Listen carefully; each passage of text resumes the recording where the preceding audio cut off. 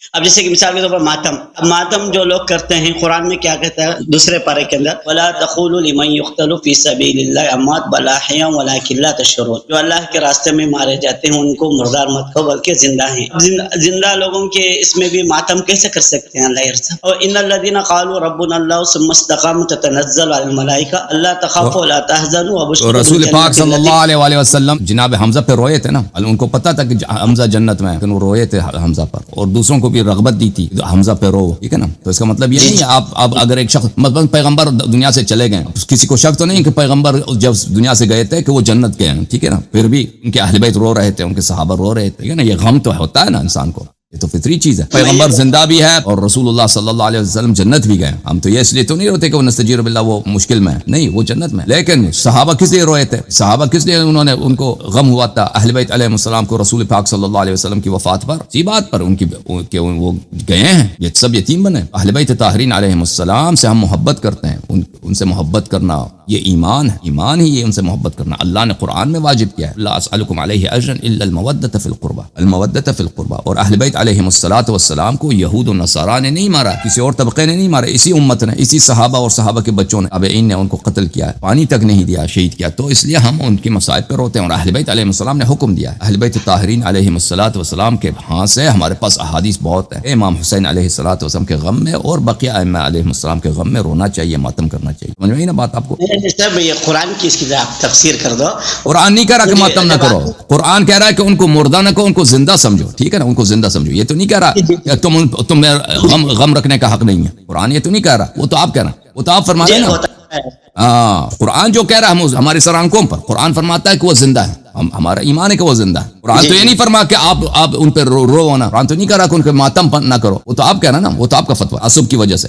شیعہ یہ کرتے ہیں تو یہ غلط ہوگا بھائی۔ تو صحابہ نے کیوں پیغمبر پہ روئے تھے؟ رسول صلی اللہ علیہ وسلم کی وفات پہ صحابہ کیوں غمزدہ ہوئے تھے؟ کیا ان کا عقیدہ تھا کہ پیغمبر نصیب والا جنت نہیں گئے؟ جی اس کا جواب بھی یہ ہے کہ اللہ صاحب جدائی پہ تو روتی نہ اللہ صاحب، ختم بات۔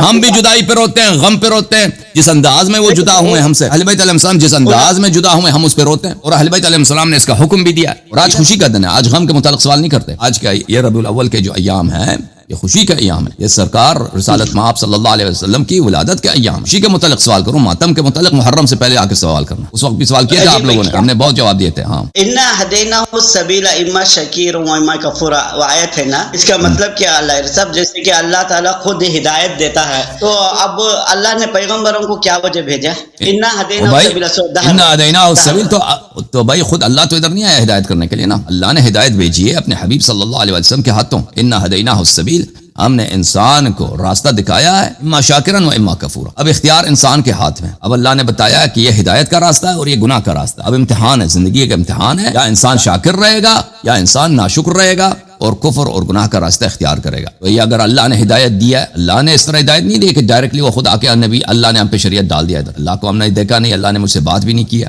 اللہ نے انبیاء علیہ السلام کو مبعوث فرمایا، ٹھیک ہے نا، ان کے ذریعے ہمیں ہدایت ملی۔ پھر تو ان الذین کفروا سواء علیہم انذرتهم ام لم تنذرهم، جن لوگوں نے کفر کیا برابر ہے، ڈراؤ بالکل، کیونکہ اللہ کو معلوم ہے کہ یہ لوگ کبھی ایمان نہیں لائیں گے۔ اس کا مطلب یہ نہیں کہ ان کو سمجھ نہیں آتی ہے، ان کو اچھی طرح سے سمجھ آ جاتی ہے کہ پیغمبر صلی اللہ علیہ وسلم کیا کہہ رہے ہیں، لیکن یہ گناہ میں، کفر میں، بغض میں، تعصب میں اتنے یہ ڈوبے ہوئے ہیں کہ ان کو پرواہ نہیں ہے۔ ہم جس راستے پہ جا رہے ہیں اس کے آگے جہنم ہے، لیکن اب بھی دنیا میں لوگ بہت سارے ایسے ہیں۔ مثلا ایک شخص شراب پیتا ہے، آپ اس کو 1000 مرتبہ سمجھائیں کہ شراب، وہ خود بھی کہتا ہے کہ شراب گناہ ہے لیکن نہیں چھوڑتا، بے نماز ہے، اس کو کہتے ہیں کہ نماز پڑھو، نماز نہیں پڑھتا، اثر نہیں ہوتا اس کو، وہ خود بھی کہتا ہے کہ بے نمازی جہنم ہے، جہنم جاتا ہے، لیکن پھر بھی نماز نہیں پڑھتا۔ اتنے لوگ ایسے ہیں ہزاروں کی تعداد میں، تو قرآن کی آیت پر اثر ہی نہیں ہوتا۔ ان الذین کفروا سواء، جو لوگ کافر ہو گئے ان کے لیے برابر ہے، برابر۔ اب جو لوگ پیغمبر صلی اللہ علیہ وسلم کے مقابلے میں تعصب کرتے ہیں کہ ہم کیسے اس کے دین کو مانیں، بھائی کیسے مانیں؟ ہم اعتراف کریں کہ ہمارے باپ دادا سب غلط راستے پہ تھے، ہمارے خدا باطل ہیں، ان کو پتہ ہے کہ ان کے یہ جو کہہ رہے ہیں ٹھیک ہے، ان کو آپ جتنے تبلیغ کریں ان پر اثر نہیں ہوتا، ٹھیک ہے نا، یہ تو حقیقت ہے، ہم اپنے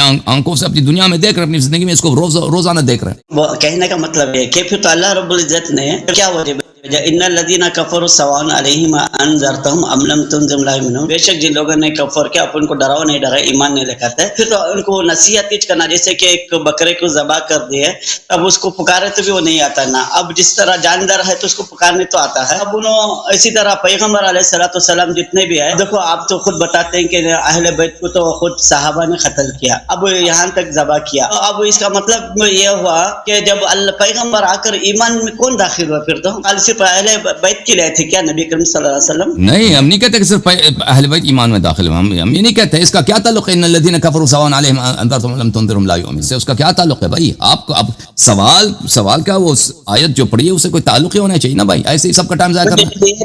میرا سوال یہ ہے کہ ہم یہ نہیں کہتے کہ صرف اہل بیت نے ایمان لائے. کب ہم نے کہا بھائی؟ نہیں میرا کہنے کا مطلب ہے کہ اب خود اللہ تعالیٰ سورہ دہر میں بتاتا ہے انا ہدینا السبیل اما شاکر و اما کفور.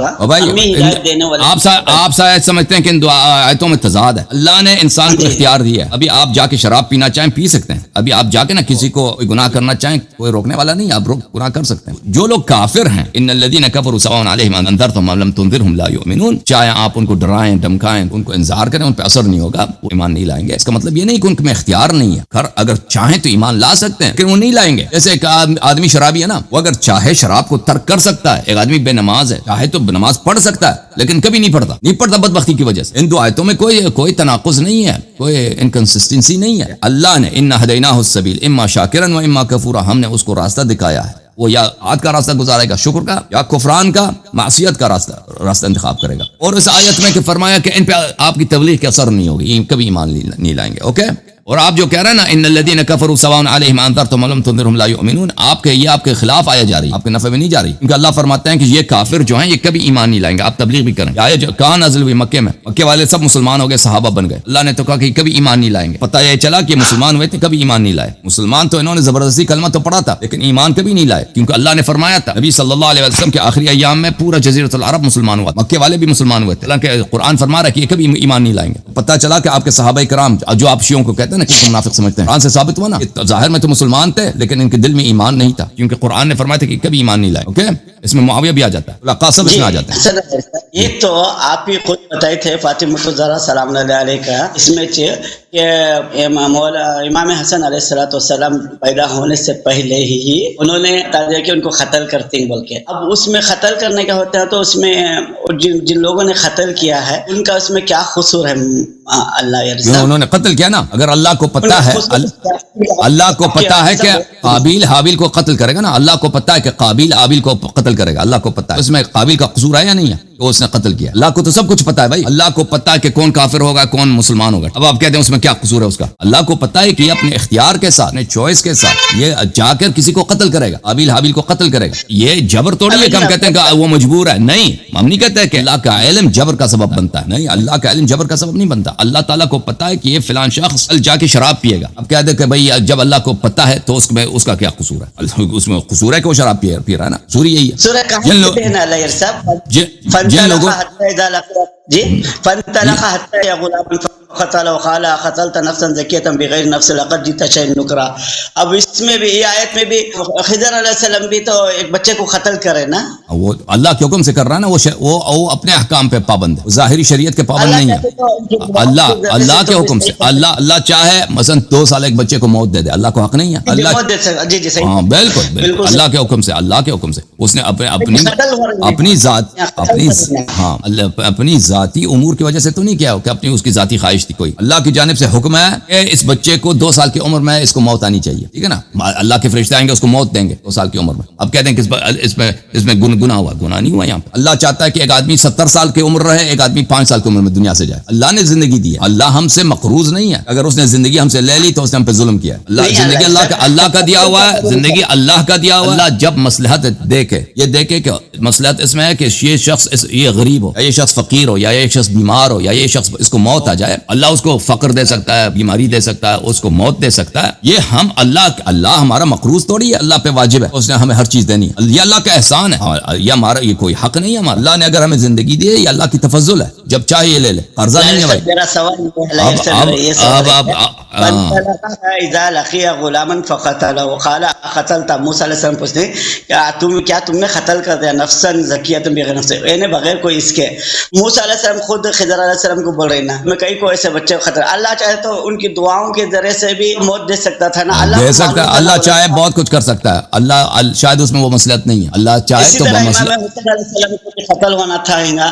اللہ نے قتل نہیں کیا امام حسین علیہ السلام کو، اس امت نے قتل کیا. ٹھیک ہے نا، وہ اللہ کا کام نہیں تھا، وہ اللہ پہ نہ ڈالا. دیکھیں ابھی امت نے کیا ہے، صحابہ نے اور تابعین نے کیا، وہ اللہ کا کام نہیں. نہیں پہلے بولا لیتے نا خوش جبرائیل صلی اللہ علیہ وسلم. خضر اور ہے، خضر اور ہے، یعنی امیہ نے جنہوں نے اہل بیت علیہ السلام پہ کربلا میں انہوں نے قتل عام کیا، وہ اور تھے. کیا یہ دو مسائل ہیں. اوکے بھائی صاحب، آپ کا علم بہت زیادہ ہے.